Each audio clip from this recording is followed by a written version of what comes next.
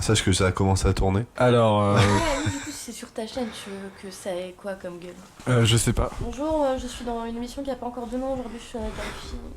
C'est quoi le but de ton podcast? Alors à la base, moi je voulais appeler ça le canap parce que on serait posé sur un canap, sauf que je suis tout seul posé sur le canap. J'avoue, moi je suis sur un petit tabouret en bois.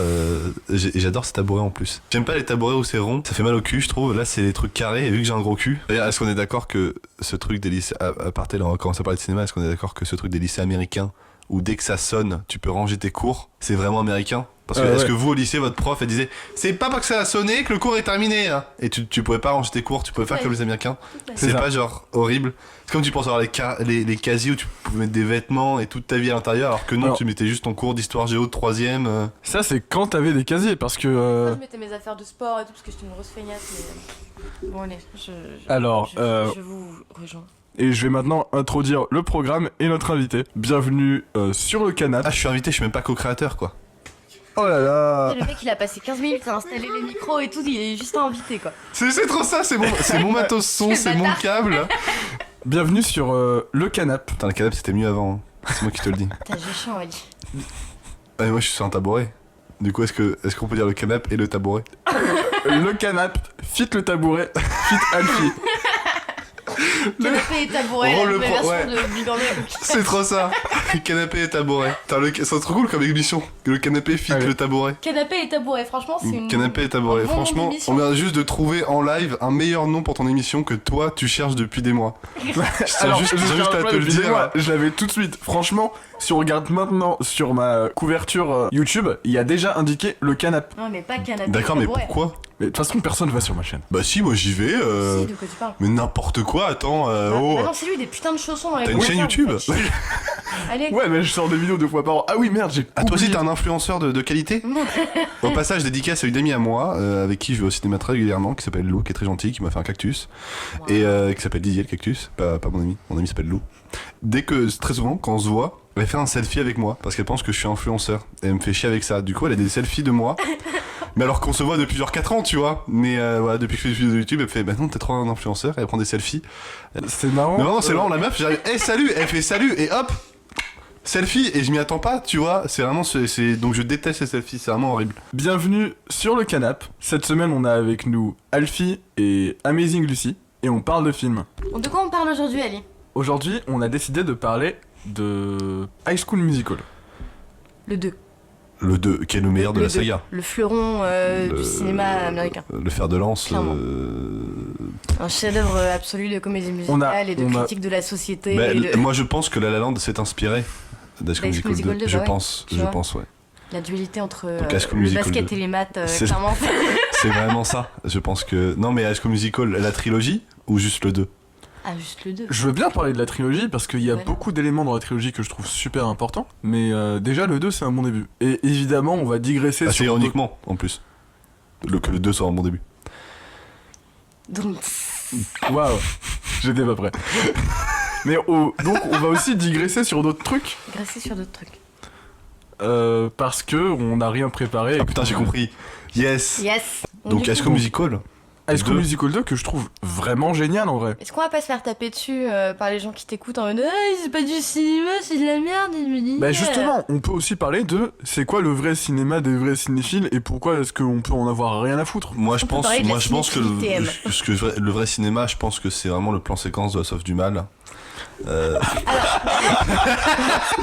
Non J'ai mais maté The Other Side of the Wind il y a 2 jours et j'ai maté Il m'aimeront quand je serai mort hier. Et c'était vachement intéressant parce que même Orson Welles s'en avait rien à foutre de ce qu'il avait fait, tu vois. Du coup, c'est vraiment même les cinéphiles qui érigent en monument Ouais, mais le plan Orson séquence Welles, de La Orson Sauve du Welles, Mal. Bah surtout parce que Orson Welles, il a eu la director's cut sur Citizen Kane, qui a été le seul film où il avait les director's cut. Donc quand ces films sortaient, Bah, c'était son premier film en même temps. c'était c'est son premier film, mais non mais c'était même assez parce qu'en fait Orson Welles il a été connu parce qu'à la base il faisait de la radio, tu sais, et en fait il a fait La Guerre des Oui, Mondes. bah oui, c'était avant du coup qu'il faisait. Et qui est d'ailleurs un truc de malade parce qu'il a adapté La Guerre des Mondes en radio. Je sais pas si vous avez écouté ce truc là. Bah si, bah, c'est la Mais c'est fameuse fou. fois où tout le monde a Ouais, vraiment cru que c'est c'était fou. un truc qui se passait et que Et le du monde coup, le était, premier film, on a dit, eh mec, vas-y, fais ce que tu veux. Et c'est après son premier film, La Splendeur des Amberson, où les producteurs ont dit, eh mec, tu pars un peu en couille. Et ils ont toujours tout couper tous ses films. Donc le mec devait à chaque fois genre tourner en cachette, et même après les productions reprenaient contrôle de ses films. Donc je pense que c'est normal que lui-même s'en battait les couilles. C'est pas comme un Kubrick où lui il avait la director's cut, et donc lui il prenait ses films haut en estime. Quand ton film on l'a charcuté, on a fait pas ce que tu voulais, ouais c'est forcément c'est pas hyper cool quoi. Ouais. Mais sinon pour High School Musical, moi je trouve il y a un plan séquence. Il y a pas de plan séquence de High School Musical 2 en plus, c'est con. Non, Non, c'est il y a vrai. pas de plan séquence. C'est vrai. Ils mettent beaucoup de paniers de basket. D'ailleurs, il y a vraiment un truc dans High School Musical 1, moi, qui m'avait marqué. C'est qu'à un moment, Zac Efron, il prend un ballon de basket et il le prend comme ça, et il le jette d'une main. Et il le réussit, parce que c'est Troy Bolton, on va pas se déconner. Mais, et donc, moi, toute ma vie, dès que j'ai un ballon de basket, j'essaie de refaire ce truc, genre. Et j'y suis arrivé 2 fois sur 456 expériences. Bravo. Voilà. C'est vraiment toute ma jeunesse. C'est un très faible taux de réussite. Ouais, mais, c'est une belle anecdote. c'est une belle anecdote, exactement. Donc High School Musical, continue Ali, on t'a coupé encore une fois. Ah, mais c'est Franchement, pas grave. Lucie, vraiment, tu fais chier. Magali, tu fais chier. Allez, c'est ton émission, c'est toi qui gères. Non, mais moi, si j'ai des invités, c'est pour pouvoir parler avec eux et en toute simplicité de tout ça. La vanne sur le plan séquence de La Soif du Mal, c'est que justement en préparant le sujet, on avait décidé de un petit peu aborder le fait de pas vraiment parler de cinéma de manière intéressante, que ce soit entre concernés ou entre profanes, quand tout ce que tu faisais, c'était répéter les mêmes banalités que tout le monde sait ou s'en fout. Ouais. Et surtout que après, moi je trouve il y a même au-delà de genre quand par exemple La Soif du Mal, les gens disent ouais c'est un plan séquence de bâtard avec la grue et tout. Mais j'ai l'impression que les gens remarquent que c'est un plan séquence, mais ils comprennent pas l'importance en fait de ce plan séquence. Genre pourquoi c'est un plan séquence. Ils comprennent, genre les gens se posent pas une seule fois et en fait ils se disent ah putain le mec il a posé ses coups sur la table, il a fait un plan séquence de malade mental, ah tu suis la voiture c'est fou. Alors qu'en fait pourquoi il a fait ce plan séquence, c'est parce que c'est une bombe et la bombe va exploser et il lui faut en fait un ratio en temps réel. C'est exactement pour ça. C'est un petit peu, j'avais pris le même exemple avec le plan séquence des Affranchis. Donc quand le mec passe par la cuisine, etc., les gens disent ouais ce plan séquence il est fou, au steadicam et tout, ils utilisent des grands mots alors tu sais quand les gens quand ils disent ah ouais ça a été fait au steadicam, ouais comme beaucoup de plans en fait qui sont faits au steadicam, ça n'a rien de tu vois genre les fils de l'homme c'est fait à l'épaule, personne dit ouais c'est fait à l'épaule, ouais genre plus tu vois c'est comme j'étais au cinéma. C'est ouf, c'est un plan fixe. Ouais, non mais c'est trop ça. C'est comme par exemple j'étais à la colo Panicross Chroma et il disait alors là on vous prépare une projection en DCP. Ben si vous savez ce que c'est un DCP, c'est un disque dur en fait où il y a le film et c'est le truc basique en fait. Donc j'adore comment tu prends un terme technique et tu prends quelques personnes qui savent pas ce que c'est, ils font waouh DCP, waouh putain ça vaut le coup. Ben non, tous tes films en fait sont diffusés en DCP. À titre perso, j'aime bien avoir la distinction DCP Péloche parce que totalement. il leur pas arrive pareil de faire la péloche en 35 et diffusion tout. Péloche. J'ai découvert Clerks en Péloche dans son montage original, donc pas la version 10 ans Ouais. avec l'animation en plus et le retcon sur l'univers. Et c'était vachement chouette. Il y a pas mal d'autres films aussi qu'ils ont diffusés en Péloche et c'est pour ça que je kiffe le forme des images. Mais pour revenir à Soif du Mal, c'est vraiment pourquoi il a fait ça, c'est parce qu'il y a une bombe et il faut un temps réel et il faut que tu aies conscience de ce temps qui passe et le montage va couper ça en fait. Parce que donc ça a vraiment une utilité. Tu vois dès le début du plan séquence ce qui va se passer, c'est un peu c'est le principe du suspense chez Hitchcock. Exactement, tu vois. ouais. C'est ça. Tu sais ce qui va se passer mais tu sais pas quand ça va se passer. Exactement. Du coup le fait que ce soit un plan séquence, bah ok ça a de la gueule, déjà clairement Mais ça sert à un autre propos quoi, ça va plus loin que simplement mais Hitchcock aurait fait ça te tient la tête dans le plan et tu peux pas en sortir jusqu'à ce qu'il se passe un truc quoi. Tu te dis mais quand est-ce que ça va péter. Hitchcock il se serait pas fait chier, il aurait fait un montage alterné. Oui aussi. Mais bon, vu que quand t'es un réalisateur célèbre, tu peux juste te permettre d'avoir 10 fois la même idée dans 10 films, et d'un coup tu deviens un auteur, parce que tu fais la même chose. Go parler la politique des auteurs. Oh putain, on attention. Franchement. On est quand même passé de High School Musical 2 à la politique des auteurs. Alors on peut parler de la politique des auteurs chez Kenny Ortega, parce que c'est quand même un mec Oh mon gars. plutôt orienté films musicaux. Ouais. Il a quand même réalisé This Is It, This Is It, qui est quand même le film. Alors Lucie est partie, hein, je tiens quand même à le dire à nos auditeurs. Elle s'est cassée, elle s'est dit vraiment, je me fais vraiment chier. Mais donc oui, Kenny Ortega qui a fait This Is It, le film This Is It. Putain, il pourrait pas prendre un autre titre. Mais qui a un truc, oui, qui a été chorégraphe. Kenny Ortega, il a été chorégraphe, c'était le chorégraphe de Michael Jackson. Enfin, c'est un mec plutôt badass. Genre. qui a aussi réalisé les deux Descendants, qui sont pas bien. J'ai pas vu ça. Il y a des décors et des costumes vraiment chouettes, Ouais. mais sur le reste, c'est super faible. Ouais. Même pour un Disney original. Ah, c'est un Disney original. Ouais, les deux, c'est des Disney originales. Putain, je les ai pas vus ça. Mais Pourtant, ils sont- pourtant, j'ai grandi avec les. Mais ils sont Disney assez récents, Original ils sont Movies. peut-être sortis l'année dernière. Ah l'année ouais, d'avant, quoi. ça j'ai arrêté. Moi je me suis arrêté. Moi je suis vraiment Disney Original Movies, la période Zapping Zone Ouais. et la période Hannah Montana, Waverly Place et Zack et Cody. Mais j'ai arrêté avant Waverly Place, avant Zack et Cody. Ah ouais, putain, Zack et Cody c'était génial. Mais en fait, moi je me suis arrêté quand ils ont fait Shake It Up, qui était vraiment nul. Et en fait, Disney Channel, juste. Bon, pour ceux qui savent pas, parce que j'aime pas genre parler de trucs et estimer que tout le monde le sait, c'est juste une chaîne qui est produite donc par Disney et qui fait plein de séries. Ils ont fait plein de séries type Hannah Montana. Ils ont plusieurs phases. Ils ont notamment une phase de Zapping Zone. Ils ont une phase avec des séries plus commerciales type Hannah Montana. Après ils sont vraiment partis en couille avec Shake It Up, Sony et tout. Et moi je me suis arrêté à Shake It Up. Donc j'étais vraiment allé avec Hannah Montana, Saucy Waverly Place, La vie de passe de Zack et Cody, La vie de croisière de Zack et Cody, et tous les Disney Channel Original Movies, donc les téléfilms Disney, d'où le High School Musical 1 et 2, le 3 étant sorti au cinéma. J'étais allé voir Lemon and Mouse, qui était vachement sympa. vraiment chouette, qui était hyper L'origin sympa. story du nom. Ouais, c'est trop ça, ouais. C'était assez c'est rigolo. Superbe. Il y avait une équipe de chefs aussi que j'ai bien kiffé. C'est un mec qui joue au baseball et son père veut qu'il joue vraiment au baseball, mais le mec en fait est passionné de cuisine et la cuisine c'est pour les filles. Une espèce de Billy Elliot avec le baseball et la cuisine que je trouvais vraiment chouette. On dirait un peu High School Musical aussi. Bah on dirait une majorité des histoires, beaucoup d'histoires sont comme ça, de mecs qui sont passionnés. Mais le truc c'est que High School Musical t'as plus un côté image. Je trouve le côté père est pas assez. Hostock, son père voit que il aime ça, il le laisse un peu en fait. Ce qui le saoule en fait, c'est que en fait j'ai l'impression que dans High School Musical, c'est assez intéressant. Donc il raconte l'histoire d'amour de Troy et Gabriella. C'est assez intéressant. Gabriella. On a décidé de l'appeler Tabriella parce que il lui offre un collier avec un petit T. Et j'avais fait oui, c'est T pour Tabriella du coup. Ah ouais putain. Un thé comme Troy. Non, pour Tabriella, connasse. Donc La violence. Les scènes. Troy et Tabriella. Ah oui, alors je voulais éclater quelques dédicaces. Déjà, dédicaces à toute l'équipe Panique parce que je vous kiffe. Et Marie, des bisous. bisous Marie, bisous Godefroy, bisous tout le monde. Aussi, dédicace à Lame qui a fait un morceau en français sur High School Musical 2 avec. C'est lequel déjà? C'est le solo de Gabriella après qu'elle lui dise I gotta go my own way. C'est ça, oui. Qui est la meilleure chanson. Je dois savoir qui je suis en français. Oui, voilà, c'est ça. Ok, merci. Et Will Denzel avait fait Bet on It qui Ouais, en c'est ça. français s'appelait. Bet on it. Bet on Il le redit en anglais. Contrairement à Sofiane qui a fait Briser mes chaînes. Oui. Briser mes chaînes. M'envoler Sans regret. regret. Putain, non mais le truc de I Gotta Go My Own Way, pour moi c'est un des trucs où Un de mes morceaux préférés. un des passages de films que je pense étant gamin j'ai le plus maté.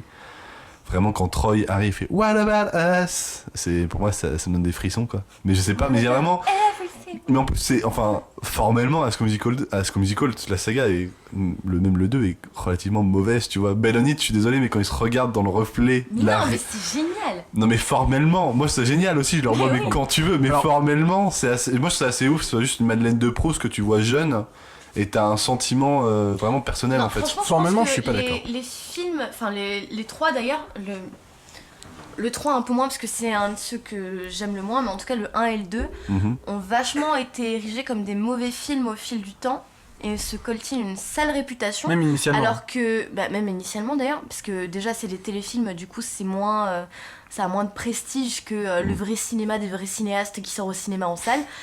Mais franchement, je suis pas forcément d'accord avec les gens qui disent que les films sont mauvais, parce que tu sens que déjà faut quand même pas oublier que c'est du coup des téléfilms, que ça a eu le budget d'un téléfilm, mine de rien. C'est Et un budget de bâtard. franchement, ouais, mais en tout cas ça a de la gueule, mine de rien. Franchement, tu prends les deux premiers, en tout cas, tu prends n'importe quelle scène, tu peux l'analyser, clairement. Je veux dire, c'est pas non plus de la mise en scène pour Ouais, je vois ce que tu veux juste dire. montrer les mais- persos faire leur vie, tu vois. Mais C'est- ça tu vois, je trouve que je sais pas si je serais capable de je sais pas si j'aurais capable d'analyser High School Musical, vu que je sais que je perds toute objectivité. Pour moi c'est tellement toute ma jeunesse que je vais vraiment regarder comme une Madeleine de Proust. Je sais pas si je peux profiter d'High School Musical comme un film en tant que tel. On a essayé de le faire avec Ali, on a réussi, hein. Franchement, putain, moi j'ai essayé avec des potes, à chaque fois je fais bon bah là je regarde vraiment le film. Et non, je dis non, en mais fait, on est parti des différentes théories du cinéma. Et en fait, on a essayé de trouver une analyse qui collait à chaque théorie. Et en fait, on y arrivait. Parce que, mine de rien, c'est pas vide de sens comme film. Bon, certes, c'est un film qu'on a kiffé quand on était gamin. Mais avec le temps, tu te dis que, il y a quand même... C'est pas un propos non plus révolutionnaire, mais il y a un propos derrière la saga, etc. Et ça évolue avec les films. Le 2, c'est le film le plus... qui a les problématiques les plus matures, j'ai envie de dire. Le 3, même le 3 que j'ai moins aimé, il y a un vrai propos entre le fond et la forme que j'ai vraiment aimé. C'est-à-dire que déjà c'est méta parce que ils font la comédie musicale de fin d'année et en fait tu te rends compte que c'est vraiment sur la scène qu'ils font les numéros et tout machin. Mais ils mettent en scène le 3 est assez audacieux, ouais. Le 3 je trouve en termes de mise en scène est vraiment audacieux pour sa raison. Ils mêlent vraiment histoire personnelle et scène, et il y a des séquences où tu sais littéralement plus si t'es en train de suivre leur life en dehors de leur répétition. Et puis là d'un coup tu vois que les décors bougent et puis t'as le reste de la classe qui vient danser et tu fais ah ok d'accord, donc c'était un numéro. Ouais. Et c'est vachement audacieux, oui. Et c'est pour ça que j'aime beaucoup le 3. Moi j'aime pas parce qu'il a pas de... Je trouve qu'il se passe rien. Non, c'est vrai qu'il se passe... C'est pour ça que en fait chaque High School Musical, enfin les deux premiers, ils ont la même structure. C'est-à-dire qu'en gros, il y a forcément la séparation, la réconciliation. Il y a toujours ce truc secret caché, il y a toujours ça en fait. Dans les deux premiers. Et dans le 3, il n'y a pas ça. Dans le 3, ce qui m'a saoulé par exemple, c'est que Troy et Gabriella, ils se séparent pas. Enfin, il n'y a pas de séparation vraiment distincte. Dans le 1, elle le quitte. Dans le 2, elle le quitte et elle revient dans une super chanson où je trouve vraiment ils sont tous très bien habillés dans cette soirée. Dans le 2, je trouve ça vraiment très très très beau. Vraiment j'adore comment ça fait vraiment c'est vraiment comme ça en plus, donc c'est assez réaliste. Par contre, pourquoi la pianiste elle joue du piano et après il y a une batterie qui arrive, ça c'est une question. Déjà surtout pourquoi est-ce qu'ils ont essayé de la foutre avec Ryan alors qu'elle est clairement lesbienne. Je suis clairement désolée, oui, j'en démordrai jamais. Ryan aussi, il a pas l'air intéressé par les meufs. Est-ce qu'on peut parler de... Parce qu'il danse, il est gay, c'est ça? Super. Non mais je veux dire, il y a un truc. Il y a débat. Attends, c'est une blague. I Don't Dance, tu regardes la scène d'après, Chad et Ryan ont échangé de fringues. Je suis désolée, mais ils ont pas fait un Monopoly, tu vois. Enfin, il y a du subtexte. Il y a un vrai subtexte. Moi je pense qu'ils ont vraiment fait un Monopoly. On parle même d'une saga où dans le premier ils ne se sont même pas embrassés. On s'en rappelle de ça où ils essaient de s'embrasser à la fin et à chaque fois il y a tout, on les séparait et tout. Là tu sens que c'est très Disney, ça me casse un peu les couilles. C'est très puritain. Ouais voilà, c'est très américain, pas de bisous avant le deuxième film et bon après ils se bisous dans le mariage. I Don't Dance, donc un numéro entre Chad et Ryan dans High School Musical 2. T'as I Don't Dance et il lui répond I know you can, not a chance, et ensuite If I do this, you can do that. Les paroles en français donc donnent globalement un truc du genre moi je fais pas ça, tu confonds, je suis pas ce genre de mec. Et il lui répond des trucs du genre ah bah t'inquiète, je sais que t'es ce genre de mec, je peux te montrer, fais ça pendant que je fais ça et tu vas voir. Mais c'est pas logique parce que surtout que on est chez Disney et surtout Chad il est noir, donc vu qu'il est noir il doit se mettre avec la noire. Tu vois, non, Disney encore. Donc Disney, tu vois, il y a ce truc là, Disney puritain. Chad qui dit qu'il sait pas danser, déjà c'est du gros bullshit parce que tu il a vois passé tout le premier film à danser. Il passe sa live à faire ça. Et enfin ça c'est le truc des comédies musicales. Ça c'est le truc. Ça c'est bizarre, ils chantent et ils dansent ensemble, c'est vachement bien synchro, c'est incroyable. Est-ce que c'était pas prévu? Est-ce que ce serait pas un film totalement fictionnel? Je suis sûr qu'il y a du subtexte à ce sujet. Et concernant l'arc Ryan et Kelsey dans le 3, c'était clairement énoncé par je sais pas qui, peut-être Kenny Ortega, que ses intentions étaient vraiment de la caler avec une meuf, lui avec un gars, mais que Disney était en mode ouais non, on veut quand même aussi vendre à des conservateurs. Ouais c'est ça, ok. Donc mine de rien, on n'est pas non plus trop à côté de la plaque. That's bravo. Nice. Putain. Ouais. C'est pour ça aussi que je suis ni homophobe ni raciste. Peut-être c'est grâce à High School Musical. Franchement. Est-ce que tu connais une personne qui a vu High School Musical et qui est homophobe? Oh plein. Ok, mauvais exemple. Waouh. C'est vrai. Les gens à qui je parle plus. Hein, heureusement, je préfère. Ouais. Putain, t'as niqué toute ma théorie, ça fait chier. Je pense avoir une belle théorie, non. merde. I got a theory. Mais je sais plus ce que je voulais dire. Je sais pas, C'est je vais malin. revenir. Bon, C'est pas grave, est-ce qu'on revient sur le tabouret et le canapé ou pas? Moi, je m'en Non. fous, je vais te faire une bannière de chaîne, ça va être canapé et tabouret. Hein. Franchement. Ça suffit. Franchement. Putain, la meuf, elle s'en bat les couilles, elle met pas le nom du podcast. T'as vraiment le nom de la chaîne, et t'as vraiment la graphiste qui a fait non, mais je m'en fous. Ta bannière, ce ne sera pas ça. C'est moi qui décide. Canapé Tais-toi. et tabouret. Canapé et tabouret. Ah, mais on n'est pas là pour faire des reviews de meubles. Dans le prochain parle de épisode, film. canapé, tabouret et chaise de bureau. À la fin, on va être 47, mec. T'as même pas l'idée. Ça va À être chaque un fois, un meuble catalogue, différent. meuble C'est Larousse. canapé, fauteuil, tabouret, meuble, tu vois. Non, c'est Armoire à glace. c'est génial. High School Musical 2 est beaucoup plus ambitieux que le premier, car tu vois totalement dans ses idées de mise en scène qui tentent des trucs que le 1 essayait pas, parce que le 1 est quand même assez formaté, et il y a des idées. Le 1, c'était un tir d'essai, un peu. Parce que du coup, il fallait voir si ça allait marcher, ce que ça allait rapporter, etc. Du coup, ben, c'est un peu. Tu marches sur des œufs, en général, quand c'est comme ça, surtout avec Disney. Et c'était. Vu que ça a explosé les scores d'audience aux États-Unis et que c'était. On avait regardé les statistiques, c'était quoi? C'était pas un record d'audience pour un téléfilm le premier jour, je sais pas quoi. Ouais, c'était ça. Il y avait un truc comme ça. Ouais. Il y a eu un record qui a été battu. Et du coup, forcément, quand un truc fonctionne, ça prête à faire des suites. Voilà. Du coup, le 2, forcément, c'était l'occasion de plus explorer, et de tenter des choses et de moins avoir peur d'un veto de la part de Disney, quoi. Parce que si ça a fonctionné, logiquement, t'as plus de libertés qui viennent par la suite. Donc, c'est peut-être aussi pour ça que le 2 est meilleur que le premier. Et même dans les thèmes qui sont abordés, j'ai l'impression que, je le disais tout à l'heure, c'est un film qui aborde des thématiques plus matures que le premier, parce que le premier, ça parle de s'accepter les uns les autres, être soi-même, machin.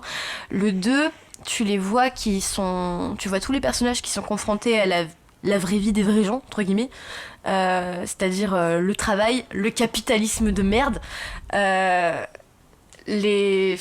pareil, toutes les magouilles de Sharpay pour faire virer Gabriella, etc. Certes, ça vient de sa part ça vient d'elle parce qu'elle l'aime pas et elle veut Troy pour elle toute seule.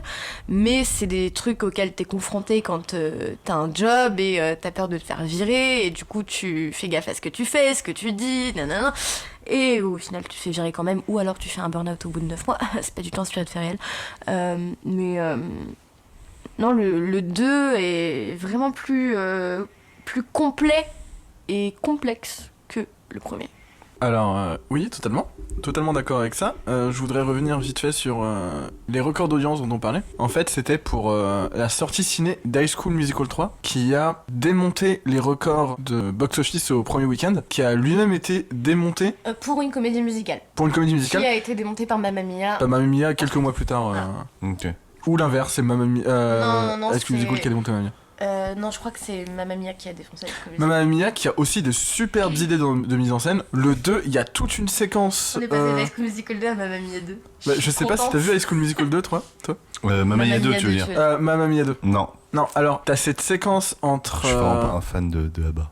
C'est pas grave. Qu'est-ce que tu fais ici? On t'apprécie quand Rends-moi même. Non, ce tabouret. Je suis vraiment pas un fan de. Je suis un grand fan du film Muriel, Mhm. où il y a ABBA dedans, et ça j'adore. La façon dont il utilise J'adore ABBA. ce film, mais parce qu'il est trop kitsch en fait. Genre, Ah, moi, j'aime trop. j'ai l'impression que personne ne connaît ce film, ça me Mais rend si, fou. c'est trop bien. Et j'aime bien quand c'est utilisé comme ça. Mais la musique de ABBA, quand c'est le propos et la musique, c'est le propos de la comédie musicale. Le premier Mamma Mia, moi, ça c'était pardon, c'est ça qui m'a saoulé. Mais il y a des putains d'idées dans le premier, tu vois. Moi, je kiffe dans la scène où justement elle chante Mamma Mia et elle regarde les trois. Et c'est alterné entre eux vieux et eux jeunes. Et Mais elle oui, se c'est rappelle. Et moi fantastique, j'adore, je trouve ça, c'est une super idée en fait. Mais après le 2. Pierce Brosnan avec sa stache mou et ses Voilà, cheveux longs. là. déjà que je suis pas un grand fan de comédie musicale à la base. J'avais vraiment pas envie de voir. Et en plus, j'étais à l'étranger quand c'est sorti, donc je l'ai loupé. Il me restait plus qu'une semaine pour le voir et je suis allé voir autre chose. Si t'as aimé cette séquence, le 2 va te plaire vu que c'est à moitié une préquelle et une séquelle du premier. Et t'as surtout cette séquence, je sais plus comment elle s'appelle. Personnage ou acteur? Personnage Sophie, actrice Amanda Seyfried. Hein. Amanda C'est pas Amanda compliqué. Seyfried qui chante. T'as dit ça avec un dédain. Non mais Personnage à Sophie, actrice à mon Seyfried. Skipper, Skip, je sais pas quoi là, comment il s'appelle Squid Sky. Sky. T'as cette séquence entre Sarah et Sky qui sont. Sarah. C'est pas Sophie, c'est Sophie. Putain, j'ai même pas vu le film, je le sais, c'est incroyable. T'as cette séquence entre Sophie et Sky qui sont en train de chanter leur tristesse chacun de l'autre côté du monde. Et t'as des plans qui sont soit dans sa chambre, soit dans la sienne, où la caméra va passer à travers un miroir. Tu vas voir le reflet de l'autre dans le miroir, ou bien des raccords de mouvement de elle qui se lance dans un lit et c'est lui qui atterrit dans son lit de son côté. Et c'est une séquence où tu vois... Le raccord le plus bâtard, c'est elle qui prend une chemise dans son placard, qui la met devant elle, genre pour la mettre sur un cintre. Et la caméra rentre dans la chemise et en fait tu te rends compte que c'est lui qui est en train de la mettre sur lui. Je me suis dit au ciné, mais film, qu'est-ce que tu fais? Pourquoi tu fais des trucs stylés comme ça, film? Arrête. Donc je trouve que t'as des intentions plutôt propres dans des films où t'en as entre guillemets pas besoin. Ah mais Mamma Mia 2, je le mets dans mon top 2018, je vous entends même pas. J'aime beaucoup Fast and Furious. Ah ouais, moi j'ai arrêté. Moi c'est quand Vin Diesel prend de l'impact, ça me saoule. Vin Diesel, j'aime pas, j'y arrive pas. J'ai vu toute la saga. Ouais. Mais tu vois, à partir du 5, je suis putain, ça me saoule quoi. Mais rien que mais le 7 vaut le coup pour The Rock qui pète son plâtre, qui fait Daddy's gotta go to work. Ça c'est incroyable. Tu vois par exemple, il y a un truc que je trouve fascinant. Tous les films valent le coup pour The Rock. Mais c'est si vrai. Il y a un truc que je trouve fascinant. Notamment, excuse-moi, notamment Au Voyage au centre de la Terre 2 qui est vraiment génial, qui est sur Netflix. Faudrait que je regarde ça. Merde, j'ai pas vu. Il est vraiment très marrant. Il y a un truc que je trouve fascinant dans Fast and Furious, c'est sa timeline entre les films. Ouais, Tu vois, oui, que tu vois en fait se que le 3 raccroche. il se passe après le 5, mais au niveau des téléphones, ça se. Ça, je trouve ça fascinant comment ça tout se raccroche derrière. Ouais. Et puis tu vois que l'autre qui a crevé en bagnole, À tu l'assaut, un vois peu, qui il a buté derrière machin. C'est formidable. Saw le fait moins bien. Ouais, sûr, ils ont juste fait un twist en mode. En fait, pendant 4 films, C'est ça. Jigsaw il fait encore des trucs en vrai. Alors que le 1, moi j'aime que le 1 et le 2, après ça, j'ai vraiment J'aime arrêté, beaucoup quoi. le 1 parce que c'est pas du tout un torture porn comme les autres. Exactement, ouais. Parce que t'as vraiment tout un côté thriller qui a été totalement perdu par la suite. Et le 2 C'est parce ça. que c'est un peu un escape game où tu meurs. Ouais, c'est ça, exactement. Je suis totalement d'accord avec toi. Et après, c'est parti en couille avec du faux sang et des litres de sang. Et ça, je trouve ça vraiment, mais vraiment pas Et intéressant. ça devient quoi. vraiment teubé aussi. Ouais, c'est ça. C'est vraiment, en fait, c'est plus un kiff en mode de quelle manière il va pouvoir nous filmer. En fait, quelle torture ils vont pouvoir inventer. Plus qu'une histoire. Moi, je me rappelle le 1, il y a un twist à la fin. Donc, pour ceux qui ne l'ont pas vu, je vais pas le dire, mais il y a un twist à la fin du 1. Moi, franchement, je l'avais vraiment pas Le vu tout venir. dernier Quoi. twist du film? Non, juste du 1. Oui, non, enfin le tout dernier twist du 1, je veux dire. Oui, voilà, du film, ouais. du premier, qui moi je l'avais vraiment pas vu venir. Les Je dis, deux ok. premiers m'ont vraiment foutu sur le cul. Genre, Ouais. enfin les. Ouais. Bah, il y avait James Bond dans le projet, donc fatalement, après il s'est cassé, ça s'est vu. Ça s'est C'est senti. exactement, Voilà, ce qu'on s'est dit. tout C'est simplement. on kiffe les deux premiers. Pour en revenir à Fast and Furious, James Wan a aussi bossé sur Fast and Furious. Sur le 7, ouais. Comme quoi on. Qui est le. Pour moi, il y a un côté un peu Dark Knight, quoi. C'est le meilleur parce que Paul Walker il est mort, quoi. Mais sinon, après, pour moi, il vaut. En termes. Si, il est beau. Voilà, c'est ce que je trouve à dire. Il est beau, mais par rapport. Mon préféré restera le 2, Too Fast, Too Furious. Je trouve je trouve qu'ils ont hyper bien vieilli en fait. Il y a un côté synonyme d'une époque parfois. Ouais. Dans le 1 et le 2. Le 3, moi j'aime beaucoup le 3 pour une réplique qui s'appelle. Où le mec il dit le drift c'est la vie. Fast and Furious 3 Tokyo Drift avec cette montagne où il doit drifter, c'est vraiment ça, je trouve l'idée est juste folle. Bah, pour moi, le meilleur drift de l'histoire du cinéma du début des années 2000, ça reste le drift au tout début de. Ready Player One dans la course. Non. Non. J'ai dit début années 2000. Ça se voit pas vu que c'est un podcast, mais je suis en train de lui jeter un regard noir, mais genre noir. Je vais tuer toute sa famille. Genre, non. C'est le drift entre Ethan Hunt et Naya en bagnole côte à côte Oh, sur oui, la mon falaise au début de Mission Impossible 2. En même temps, John Woo. Ah bah oui. John Woo. C'est Ah, mais formidable. oui, c'est incroyable. C'est formidable.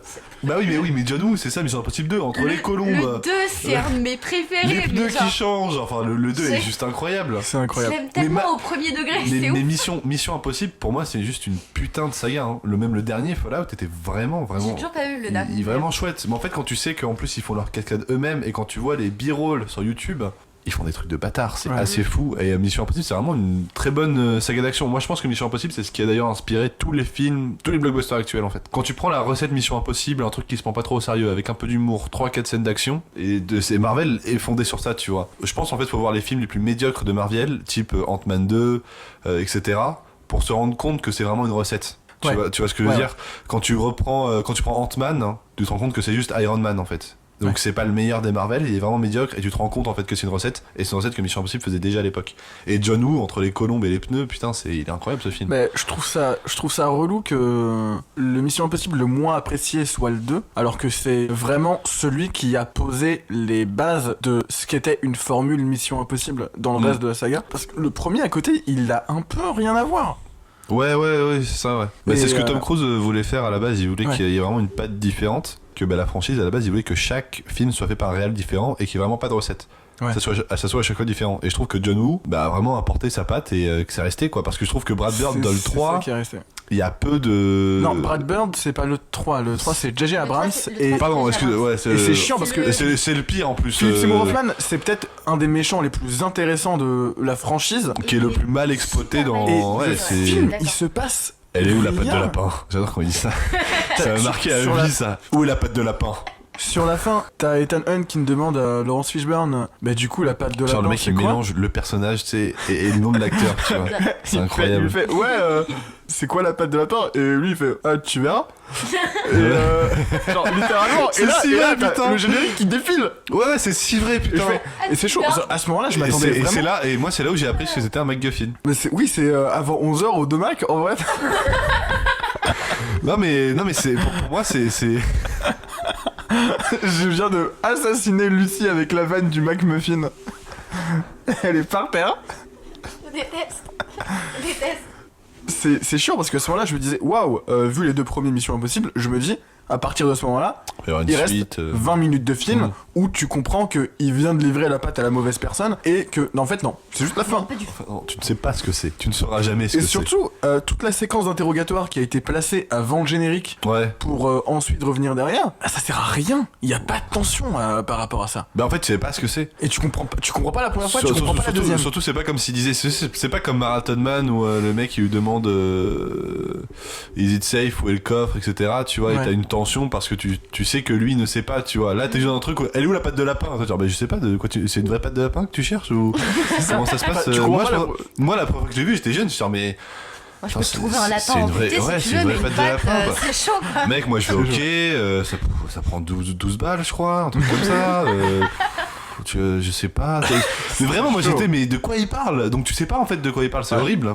et après donc mais je sais que le 4 avait fait Brad un Bird. flop Alors que c'est mon préféré. C'est vraiment. Il Le est 4, il c'est est Ghost tout- Protocol totalement non décontracté. attends, ça c'est le 5 je crois je C'est, sais que c'est Ghost Protocol en fait qui a relancé la saga Non, le 4, c'est Ghost C'est- Protocol, le 5, c'est Rogue Nation. ok Oui, je, oui, avec. je sais qu'il y en a un je pense que c'est celui de Brad Bird qui a justement fait Bah, je sais plus si c'est le 3 celui- DJ Abrams c'est le 4 il y en a un qui a fait un flop Celui de Je Brad pense Bird, que c'est, le je pense 4, que c'est et J.J. Abrams c'est- qui a floppé.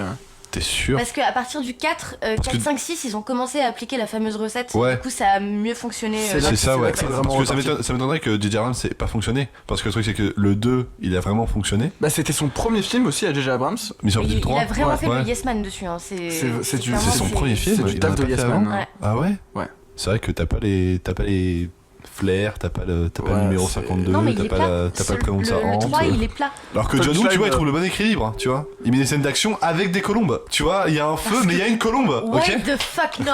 Non mais j'adore comment tout. C'était vraiment beau les films de Wes Anderson. Ouais. Je suis Mais pas. oui. Moi ce qui est bien c'est que les gens adorent The Grand Budapest Hotel. Moi mon préféré c'est Moonrise Kingdom que vraiment Oui, je kiffe. pareil. Après c'est juste en dessous c'est Darjeeling Limited Mm. pour le début et le cameo de Bill Murray qui est juste fou. Ouais. Et mais The Grand Budapest Hotel j'étais vraiment assez déçu en fait. Il y avait des gimmicks j'ai l'impression qu'il essayait d'imiter Gondry. Tu sais, il y a une course poursuite de la neige à un moment. Ah, je vois. C'est pas ouais. j'ai l'impression que c'est limite Gondry Ouais, et ouais. c'est con en fait. Je trouve ça dommage. Un mec Dédicace qui a- à Michel Gondry qui nous écoute certainement.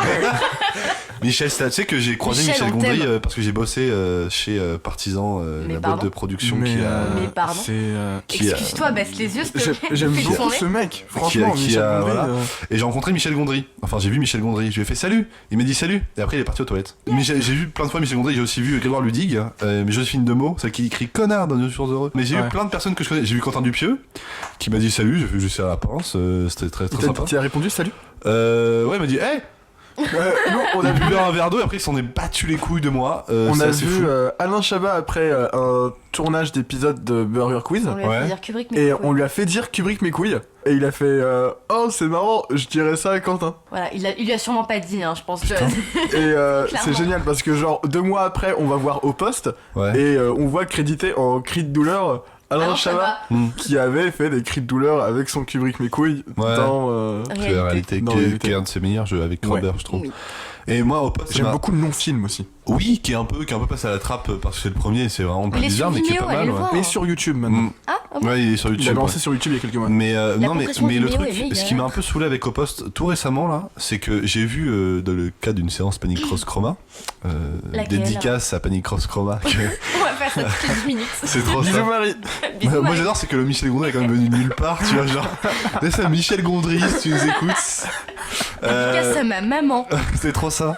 Non, et je suis allé voir La un meuf buffet- qui m'a buffet offert froid. des pizzas sur Non, mais le- c'était la dernière du coup. Ouais, c'était la toute dernière buffet froid de Bertrand Blier, réal que j'aime vraiment beaucoup. Et tu te rends compte que Dupieux n'a vraiment pas inventé grand chose, quoi. L'absurde, je sais pas si vous avez vu buffet froid. Non. C'est d'un absurde à la Beckett, tu vois, en attendant Godot. C'est Ouais, vraiment ouais. absurde, c'est type bonjour, je suis inspecteur police. Ah bonjour, j'ai tué ma femme. Ah enchanté, vous voulez voir. Tu vois, c'est vraiment Ok. des dialogues qui n'ont pas de sens et. Dédicace à Samuel Beckett. Dédicace à- si nous entend. Et ça m'a un petit peu saoulé parce que j'ai vu Au Poste et c'est vraiment calqué sur Buffet Froid en fait, dans cette ambiance hyper grise, hyper morose. Et j'ai l'impression que Quentin Dupieux, même s'il il a assumé ce choix-là, j'ai l'impression que là ça faisait pas juste. C'est pas comme un La La Land où tu sens Jacques Demy. Bonjour Lucie. On va parler de La La Land si tu veux. On va parler de La La Land si tu veux. J'ai un fou rire. Oui, mais est-ce que dans Buffet Froid, t'as Orelsan qui joue à la Game Boy? J'avoue, non, t'as pas ça. Ah, bah du coup. Non, mais par contre, désolée, Au Poste, c'est mieux, du t'as. C'est pour ça. Par contre, t'as. coup. Tu mets Orelsan dans un film, c'est T'as c'est Michel fini. Serrault au début, quoi. Qui se fait tuer. Ah bah merci pour le spoil. Non, mais c'est le début du. Non, mais c'est que J'aurais kiffé découvrir The World's End sans bande-annonce, sans rien, pour avoir le twist du milieu. Ah ouais, moi, de- c'est comme ça que j'ai découvert. J'ai eu cette chance. C'est Ouais. vachement bien. Et c'est pour ça que je l'apprécie. Tout le monde dit que le meilleur c'est Hot Fuzz et je suis un petit peu d'accord. Mais The World Ends est vraiment bien, quoi. Plus je le vois, plus je l'aime bien. Alors que Shaun of the Dead, plus je le vois, plus je me dis, on sent que c'est un premier film, on sent que c'est le début. Même si ça Shaun of the ça Dead, reste moi, ouf, c'est un tu peu vois. un film doudou, tu vois. C'est. Ouais, voilà, c'est ça. C'est- Mais, voilà. mais en fait, pour moi, c'est un petit peu comme Pulp Fiction et Reservoir Dogs. Ouais. Genre, Pulp Fiction, c'est un truc que j'ai vu à 9 ans. Ma mère me l'a montré quand j'avais 9 ans. Donc, quand t'as 9 ans et que tu vois Pulp Fiction, ça te fout un peu sur le cul. Et j'ai adoré ce film. Non, ma Pulp Fiction, j'ai vraiment dû aller le chercher. Enfin, Moi j'ai voilà. préféré Kill Bill de toute façon. Oui, Non, mais toi, J'avoue. non, qui préfère Kill Bill? nous deux. Vous Ok. préférez Kill Bill? Ouais, Putain. Kill Bill. Désolée. Putain, même Jackie Brown est meilleur que Kill Bill, moi je l'ai dit. Ah, c'est ça. Ah Jack, je suis trop con pour Jackie Allez, Brown. c'est C'est bon. ça ce que tu dis. Ah, Ah, Je Jackie suis Brown est beaucoup trop mille fois con mieux pour, que pour Kill Bill. apprécier Ah, je Jackie suis Brown, désolé. je crois. hein. Ce n'est pas Boulevard de la Mort le pire pour moi, c'est Glorious Bastard qui est d'une chiantise. Il y a Christophe Waltz qui est vraiment bien. Je suis content que ce film existe juste pour la mise en avant de Christophe Waltz qui Ouais, avant ça c'est ça. faisait juste des Ce rôles film sur des, autrichien, sur ouais, des c'est séries ça. autrichiennes quoi. Et après, il a fait Big Eyes de Tim Burton, Qui est vachement était bien, pas mal. Ouais, d'ailleurs. c'est pas un vrai film de Tim Burton, tu sens pas trop la patte, mais. Si, quand même. Ah, moi, C'est quoi, à part ça les yeux. C'est quoi Non. sa patte Tim Burton depuis 2006 Depuis Alice au Pays des Oh, ça Merveilles. tient à balles réelles. Depuis Charlie et la chocolaterie. Bah, sa s'il te patte, plaît. pour moi, c'est un petit peu comme.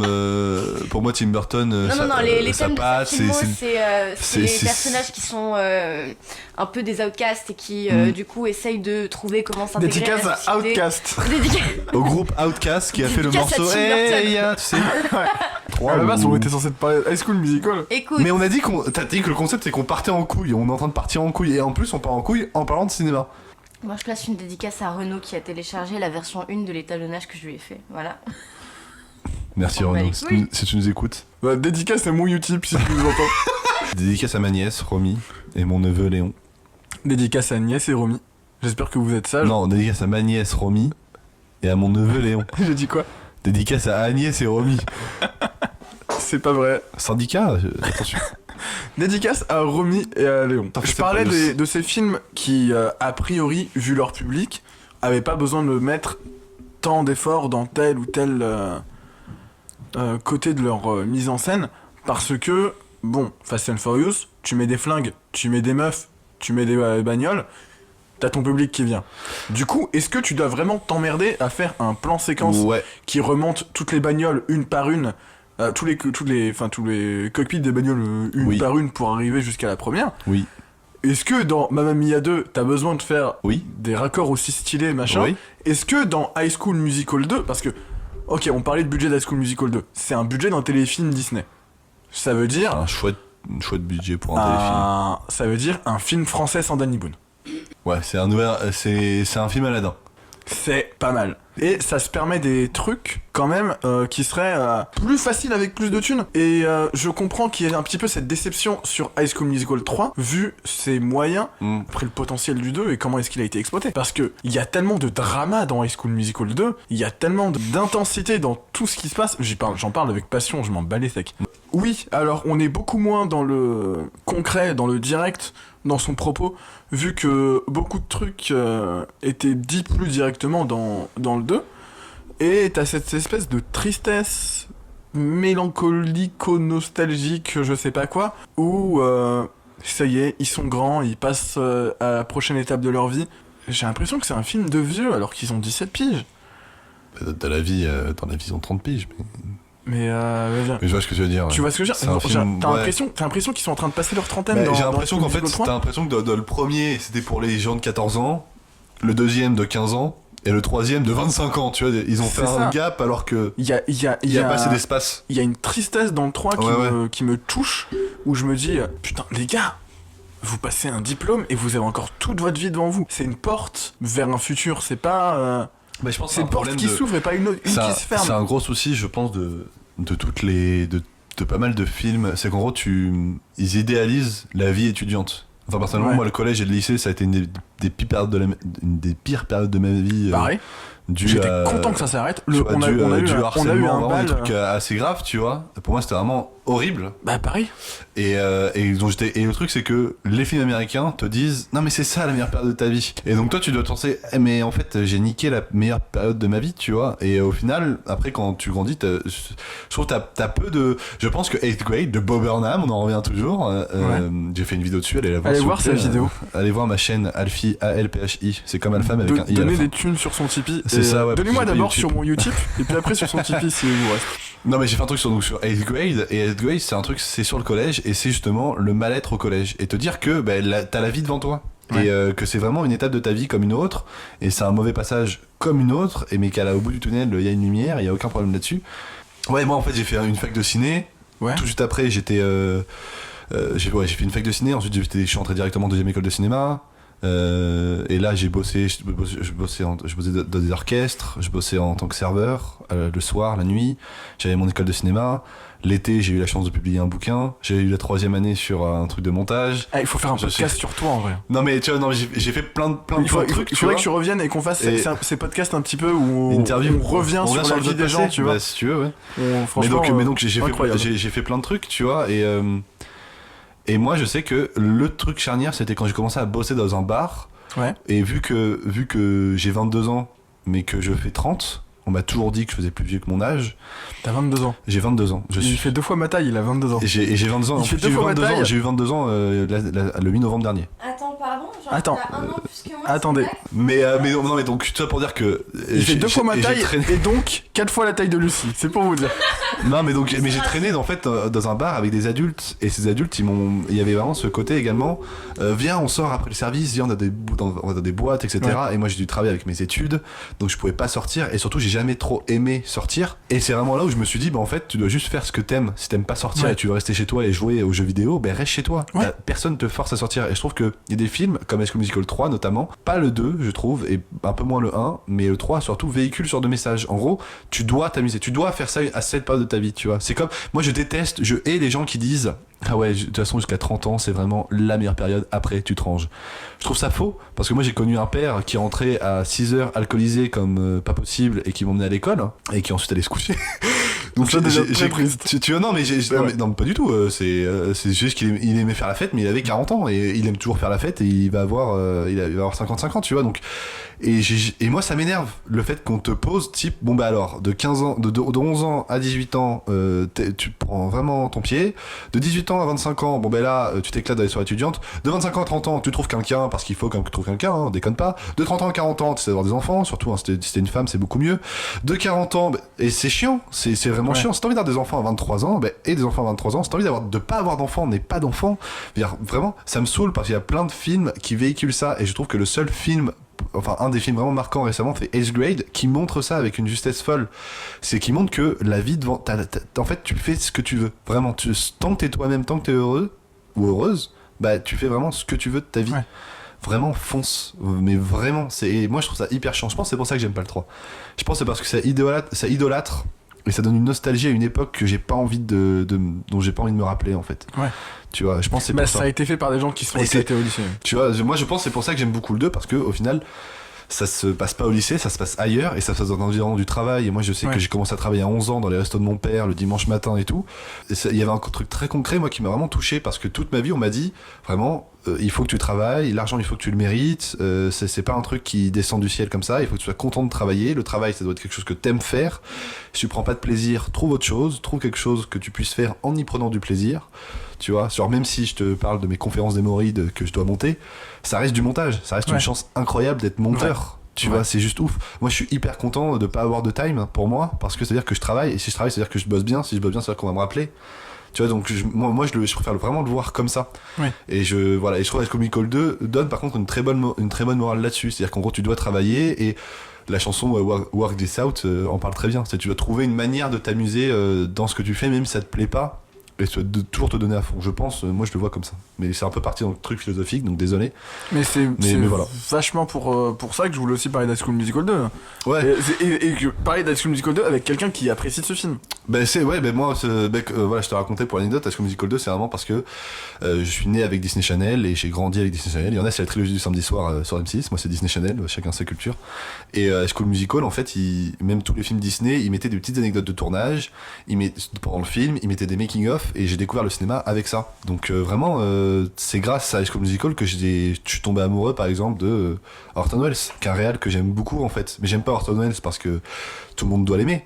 Mais j'aime vraiment beaucoup son cinéma, mais vraiment j'aime vraiment bien ce qu'il fait. Faudrait qu'on reparle du plan séquence de La Soif du Mal, comme ça, boucler le bouquet, ça marche. Alors La Soif du Mal, c'est vraiment un putain de film. Merci d'avoir été parmi nous pour ce premier numéro du Canapé. Merci à Alfie d'avoir été parmi nous. J'allais dire donner des sous sur son Tipeee, mais en fait il fait c'est vraiment chier. un connard. Glissez sur mon Utip si vous voulez. Restez vivants. C'est hyper important. Prenez soin de vous. Merci mais vraiment, d'avoir, prenez soin de vous et restez vivants. Et surtout, n'oubliez pas les paroles. Dédicace à Nagui que j'ai rencontré quand j'étais en fac de ciné.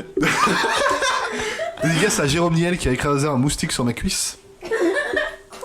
J'ai interviewé Jérôme Niel, et à un moment j'étais arrivé, j'étais comme ça, j'ai fait oui, donc voilà. Je l'ai eu. Voilà, dédicace salut Jérôme. Tomska qui m'a fait un câlin pendant une crise de panique avant que j'aille pisser. Dédicace à Ken Kojandi qui m'a réveillée pendant une nuit originale parce que je dormais sur le canapé. Voilà.